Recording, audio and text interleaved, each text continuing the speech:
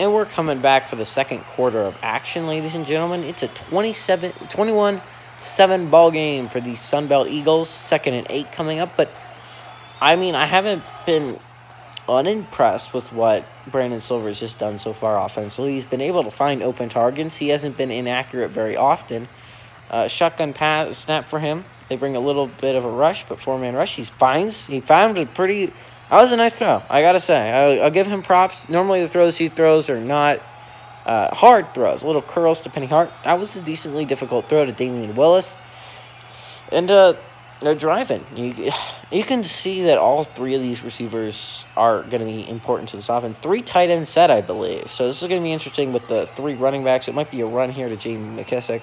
Or maybe they're going to pass. They actually go pass here. He could escape, but he gets sacked by Brandon Williams. Yeah. Watch that. Watch that develop, because that's not going to go well for Philly. The Sunbelt Eagles. The inside rush is kind of killer for them. Tackles are their probably strongest position offensively. And Brandon Williams is a very solid defensive tackle. And, I mean, we've seen 4 sacks so far, and all of them have come from the interior. So, what does that say? It says that the interior of this offensive line is not great, which is why you're not going to hear the name of Keem Hicks and Matthew Judon very much. So they go under center here. Might be a run to J.D. McKissic after that last play, but they decide to go pass again. Short underneath route by Gerald Everett. I believe that's his first catch of the ball game. So 3rd and 4 coming up. And Gerald Everett, actually second catch of the ball game. That's my bad. But Gerald Everett needs to be more involved in this offense, in my opinion. Gerald Everett's a very good tight end. Probably their second best player offensively. Empty set here for Brandon Silvers. See what he does here. He takes the snap. Yeah, he does take the snap. He has time. He fires it short underneath to Damian Willis. I'm sorry, that's not Damian Willis. Who's that? I don't know who that is. But it brings up a 4th and 1. J.D. McKissic. I'm sorry. 4th and 1. I'd go for this. I really would go for this if I'm Philly. I mean, he didn't get sacked. I've seen what he's done. Young Wei Koo has done. He can't make this field goal. It looks like the defense is coming off the field, which I feel like is a mistake early on. I feel like sending Young Wei Koo. They actually go. I'd go under center for this play though. You gotta hand it off to J.D. McKissic. They actually go pass here. He throws it to who? Who is that? But he catches it. Whoever he is, I believe it's Penny Hart. Making another big-time play. 4 receptions so far today for 32 yards. Not bad offensively by Penny Hart. And all 3 of these receivers have been pretty productive so far. Now, Gerald Everett hasn't gotten much going through the air, but we'll see if that changes here. Shotgun snap for Brandon Silvers, and he takes it. He has a decent amount of time. Throws it. Ooh, nice little bullet pass. That time to Penny Hart again. I think he's determined his favorite target, and I think it's Penny Hart. But he went to Marcus Green last time in the red zone, so let's see if they go back to that matchup. But honestly, this offense has been working, and I don't want to change it because it's been working so well. But Gerald Everett's a very good player. Shotgun for Brandon Silvers. Let's see if it's a run. It's not a run. He throws it underneath to Gerald Everett, who is quickly tackled for about a gain of 1 yard on the play. So Gerald Everett hasn't been doing what I believe he does best. And, I mean, I guess it's what Penny Hart's been doing. He's kind of finding the open areas. But I believe that's what Gerald Everett does best. What I find interesting is if they go to a number 2 tight end, which they do have Elijah McGuire on the field here. It might be a run, though, to J.D. McKissic. See if it is. They go run with J.D. McKissic. He has hole up the middle, and he gets about 9 yards before being tackled. And J.D. McKissic has been insanely productive here. 3rd and 1. I think I go run again with J.D. McKissic. Maybe go pass here because you know you're going to go for it again on 4th down because that's what they did earlier in the drive. But I think I go run here with J.D. McKissic if you're not going to go for it on 4th down.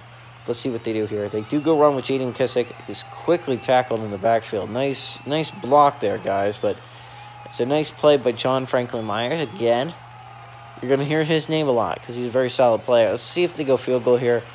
I think I just go for this because you know your team. You should know your team. A horrible block by, I believe, Kendall Lamb. I go for this because you know your defense isn't going to be able to stop them. Youngwick, who seems to be heading out on the field, but who knows? They do go offense here, so let's see what they do. They bring 3 tight ends on the field. Oh, I feel like a run is just, they're stacking it right now. They go run to the outside. Ooh, it's open. Touchdown, J.D. McKissic. And let's go. It's a 7-point ball game again. And Doug Peterson has decided to be aggressive, and I like it. I really do like it. It was a nice block on the outside by Darrington Evans and Elijah McGuire. They kind of sealed that outside for him rather nicely. And touchdown by J.D. McKissic. And that's something that it's been interesting to see so far. Elijah McGuire and Darrington Evans, both running backs, by the way, and that's why I'm laughing, is I had to move running backs if you watch that. Okay, so let's see if Youngway Koo makes this. The long snapper is never going to be 100% accurate because it's not a great long snapper, but snap's good, holds good, kick is up and good. 7-point ball game. But, I mean, I don't know. I really love what they've been doing offensively. But what I meant to say, I'm pretty sure what I meant to say, what I was talking about before, was I find it really interesting because if you didn't know, Elijah McGuire and Darrington Evans are both running backs in real life. That's their positions. But there's only one tight end from the Sun Belt, and that's Gerald Everett. So what I've had to do is I've had to move running backs. Now, I had to move... there's a fullback, Jordan Chun, right there. You can see it. He's a fullback. I moved... first thing I did is I took all the remaining running backs that weren't the top 3. I moved them all to tight end to see which 2 were the best there. It was Elijah McGuire and Darrington Evans. And then I moved one to fullback. That's Jordan Chun. Return here by Tyreek Hill. You always got to be careful with him because he could always pop it big. Brings it up to about the 28-yard line. But there's a flag on the play. Likely going to be holding and bringing them back to about 18 maybe. Yeah, on 18-yard line. So Nick Boyle, not smart there, dude. But he's going to be he's the third-string tight end, and he's not going to see the field, I bet, a lot. Bills rarely in real life use 3 tight end sets, so I don't know. But that's why I was really impressed with their blocking there. I'm trying to explain my excitement. But 1 tight end set here with Dallas Goedert. This is their best offensive formation. So let's see what they do here. 4-man rush by the Sunbelt Eagles. He has time. He fires it to a wide-open Adam Thielen, who brings it up to about midfield already. And that's why, in my opinion, if I'm the Sunbelt Eagles, I just go for an onside every time I score a touchdown. I mean every time. Every single time I score a touchdown, I'm going for an onside. Because eventually, statistically, you'd think you'd get 1. And it's kind of like that Ole Miss-Alabama game.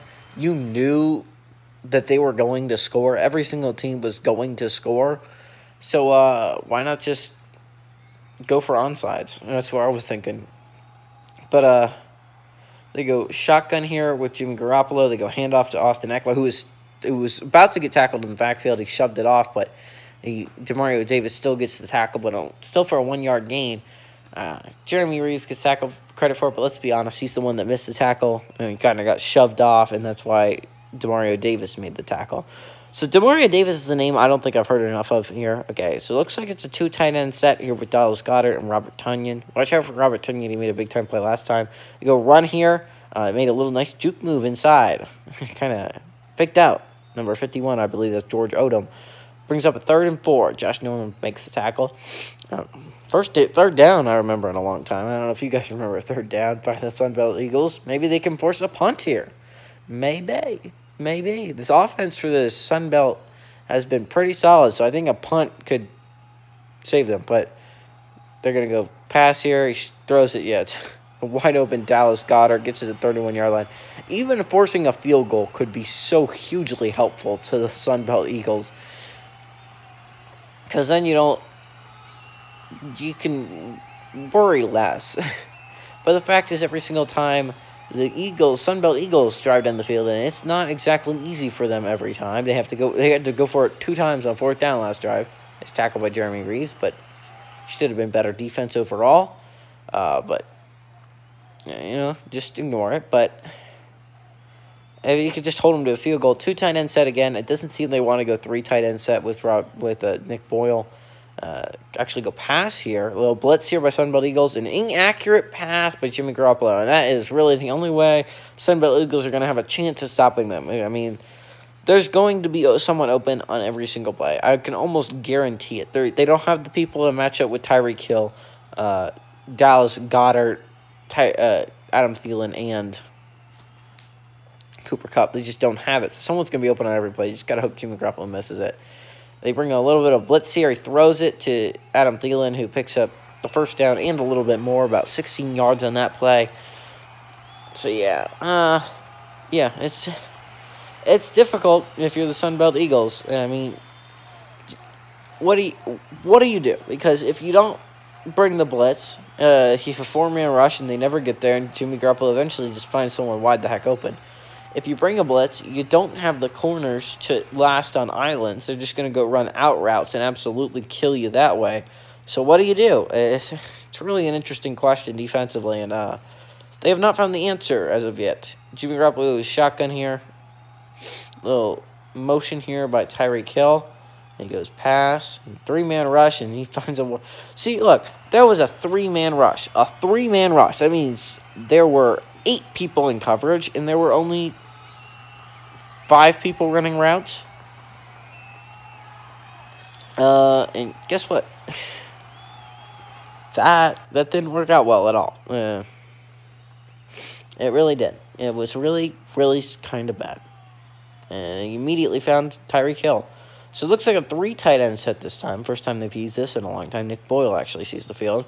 See if they go run here, if they decide to pass. They decide to pass, and he is backed and fumbled, but they recover the ball, and that was the chance if you were the Sunbelt Eagles. Mario Addison got in there and got the sack fumble, but they could not get the recovery, and they don't lose any yards on the play, too. It kind of sucks if you're the offense.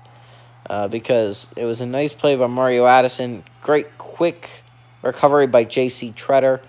But they got in there. I mean, that's the first sack of the ball game. Maybe they can get a little bit more of that going. Mario Addison, a little bit of Mario Addison action. 2nd and goal looks like it's only a 3 tight end set this time. He obviously wanted Adam Thielen back in the ball game. They go run here to Austin Eckler, who shook off 1 tackle, almost got in the end zone, but George Odom makes the... Chris Odom, I'm sorry, Odom. 3rd and goal from the 1-yard line, and it's... I think you probably just bring on Austin Eckler again. The offensive line's pretty... Oh, actually, they bring everyone... I don't think this is going to be a run. It's probably going to end up being a pass. Actually, go run here with Austin Eckler. There's a wide open hole into the end zone. See, that's the thing.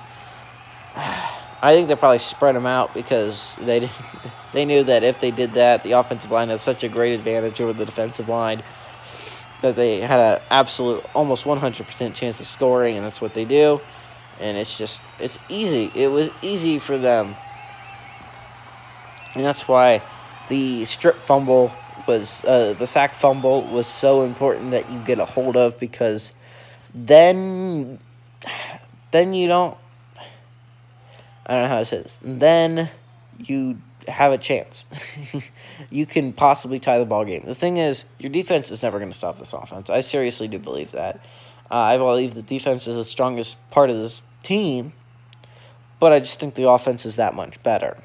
It's leaps and bounds better. But 14-point ball game again. Have 14 points scored so far in the in this first half. Right? They could score more. They could get to 21 here if they have a nice drive. That's way better than the offense did last time. And they were going to be down 22 at halftime. They get the possibility of being like 7, maybe worse 14. Marcus Green to return this one. Let's see if it's a good kickoff. Maybe he doesn't have a chance to return it. And it's going to be on the edge of the end zone. Not even close to the edge of the 5-yard line. He brings it up to about the 26-yard line before being tackled. Brandon Silvers retakes the field, and Brandon Silvers has been deadly. He has been really good here early on. Knock on wood if you're a Sunbelt Eagles fan, but I cannot say too much of what J.D. McKissic has done for this team. I mean, all these offensive players outside of Gerald Everett have been pretty hugely productive. Now, we haven't seen any of the 3 receivers, any receivers outside of the main 3, and Penny Hart, Damian Willis and Marcus Green. But all three of them have been very productive here early on. Let's see what they do here. 2 tight end set with Elijah McGuire and Gerald Everett. Let's see if they go run here. They actually go split out J.D. McKissic wide. So they bring a little bit of blitz here. Fires it to a wide open Elijah McGuire. Actually, no, never mind. It's Gerald Everett. Dang it. I kind of want to see a pass go to Elijah McGuire, the number 2 tight end, technically speaking, but a running back. You'd think that he'd be a matchup nightmare, considering he is, in fact, a running back going against a linebacker. But brings up a 2nd and 1. I think he could go, if you want to get a little cheeky, if you're the Sunbelt Eagles, you want to get a little cute, you could go play action. Try and take a maybe a somewhat deep shot. 3 tight ends, though, on the field. So this is probably going to be a run. They do go run J.D. McKissic up the middle. And it doesn't get a lot of yards, but he gets about 4. And that's enough for a first down, 1st and 10. I think you chew this clock. I understand you just got to chew this clock. You don't want to give them the ball back because, I mean, Jimmy Garoppolo can have a killer 2-minute drive. One tight end set. This is probably their best formation too. They go pass here. He has time. He throws it to a wide open Gerald Everett. So Gerald Everett's been very involved on this drive. 2 passes so far, both of them to Gerald Everett, and they're getting him a little bit more involved, like I suggested they do. But you gotta spread the ball out because you have obviously J.D. McKissic who's going off. 2 tight end set here. Let's see if they go run here with J.D. McKissic. They don't. They go pass. They brought a little bit of blitz. Throws it to J.D. McKissic out of the backfield, but it's going to be about a 3-yard gain. A 5-yard gain, actually. Okay, so because I forgot they were... Never mind. It looks like a 3-yard gain because they went from 49 to 46, but I forgot. Never mind.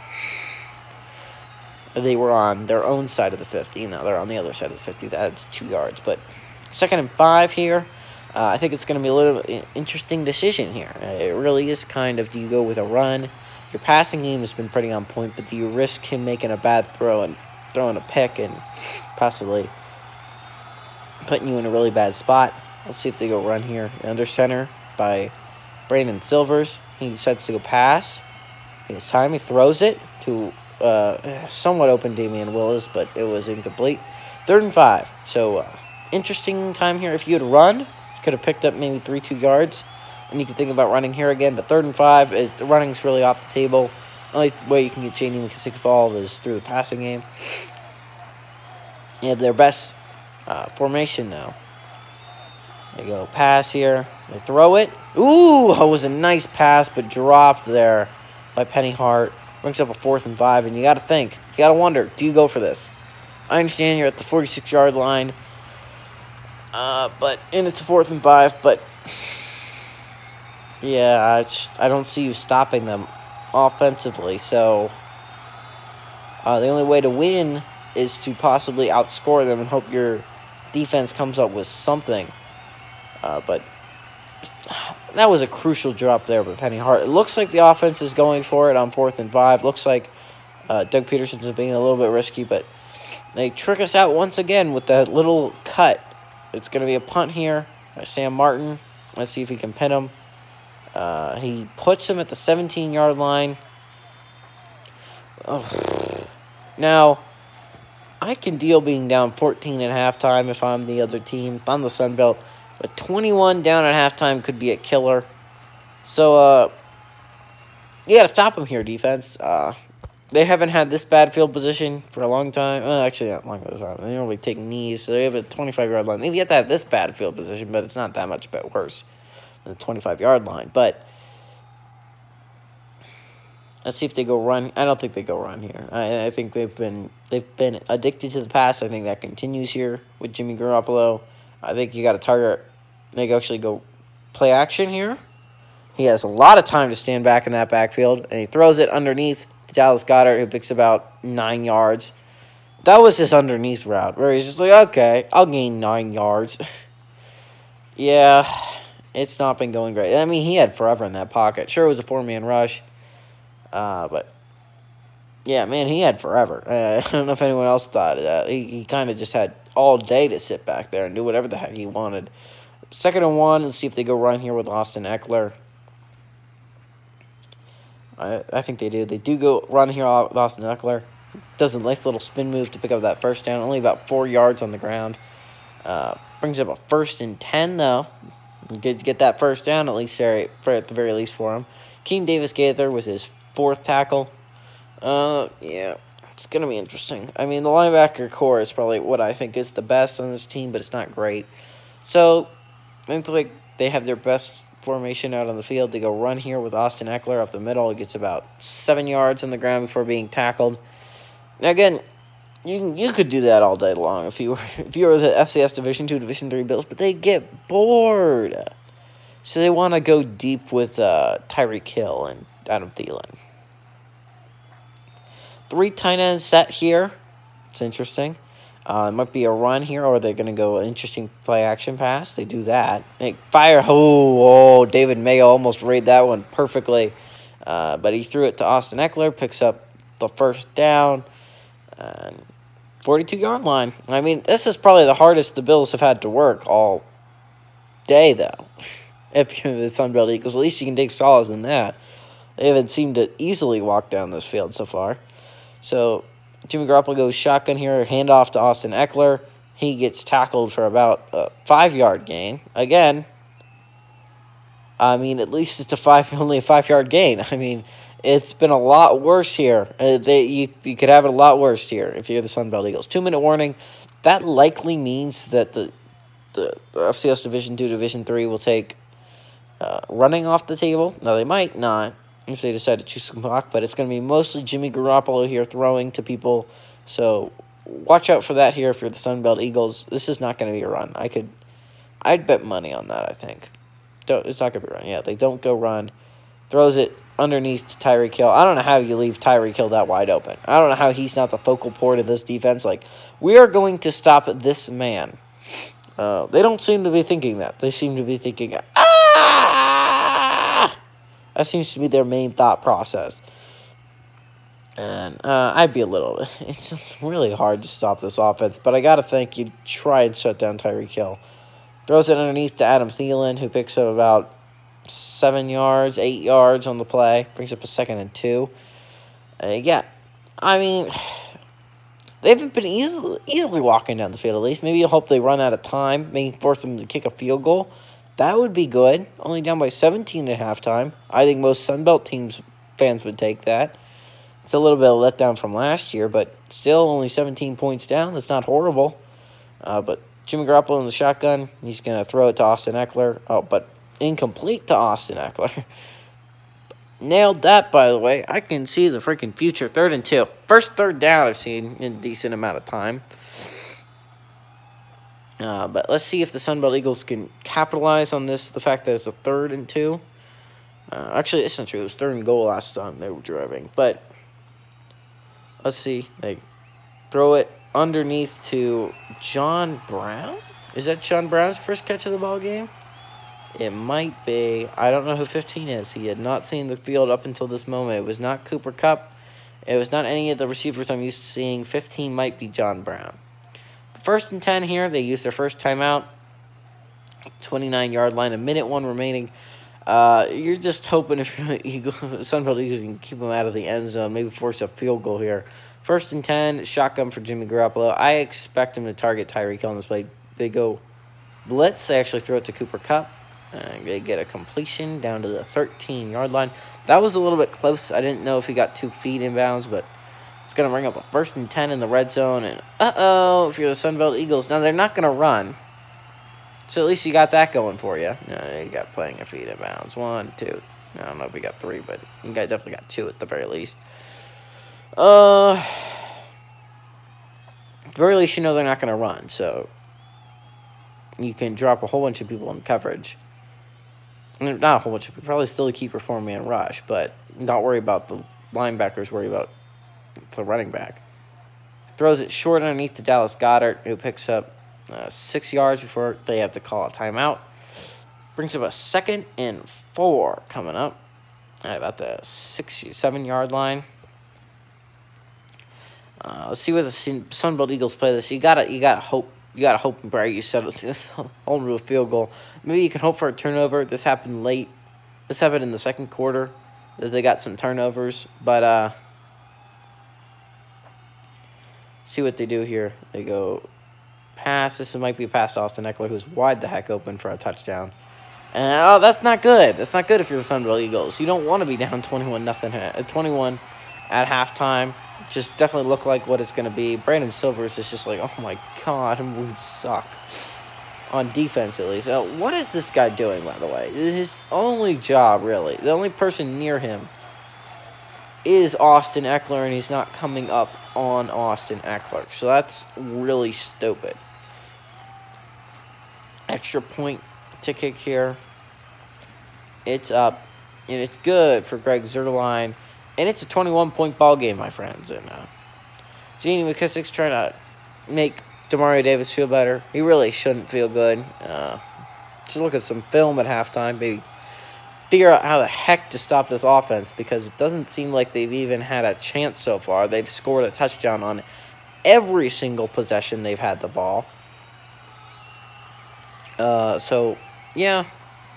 Sean McDermott's offense has been really good here early on.